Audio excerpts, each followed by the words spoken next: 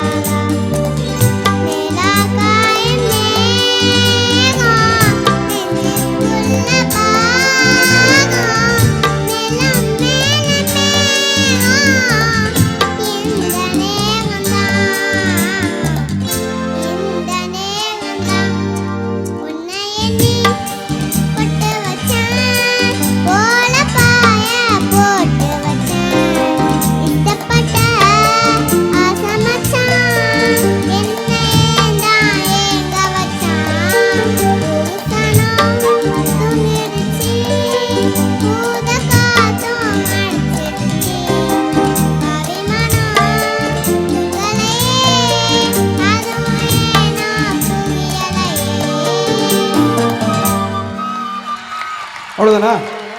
சூப்பராக பாட தெரியுமா நீ? எவ்வளோ பேர் கை தட்டுறாங்க பாரு. எல்லாருக்கும் நன்றி சொல்லி பார்க்கலாம். தேங்க்ஸ் சொல்லு. இவ்வளோ பேர் கை தட்டுறாங்களா உனக்கு நீ பாடினதுக்கு? ரொம்ப நல்லா பாடினதுக்காக என்னோட சார்பாக ஒரு 500 rupees. நல்லா ப்ராக்டிஸ் பண்ணி நல்லா வரணும். ஓகே? இந்த குழந்தை வந்து எனக்கு ரொம்ப சீனியர், ரொம்ப ரொம்ப பெரிய சீனியர். ஏன்னா இந்த குழந்தையோட வயசில் நான் பாடவே ஆரம்பிக்கல. இந்த வயசில் வந்து இப்படி பாடுறா, அதாவது இவ்வளோ பெரிய ஆர்கெஸ்ட்ராவில் நாங்கள்லாம் பயந்து பாடிட்டு இருக்கிறோம். ஆர்கெஸ்ட்ராக்காரங்க நம்ம ஆளுங்க நாங்கள்லாம் பயந்துக்கிறோம் இங்கே. ஆனால் அவள் கரெக்டாக பாடிட்டு இருக்கிறா. சூப்பராக. உன் பேர் என்னக்குன்னா? நிவேதா. நிவேதா. Super super. நாளைக்கு நிவேதா வந்து உங்கள் ஊர்லேருந்து வர ஒரு பெரிய பிளேபேக் சிங்கராக இருக்க போகிறோம். ரொம்ப பெரிய விஷயமா நிச்சயமாக எங்களோட எல்லாரோட பிளெஸிங்ஸும் கண்டிப்பாக நிவேதாவுக்கு கண்டிப்பாக உண்டு. கண்டிப்பாக நல்லா வரணும். நிவேதாவுக்கு நான் வந்து பெருசாக பண்ண முடியாது, பட் ஒரு எனக்காக ஒரு 1000 rupees நான் கொடுக்கணும்னு ஆசைப்படுறேன்.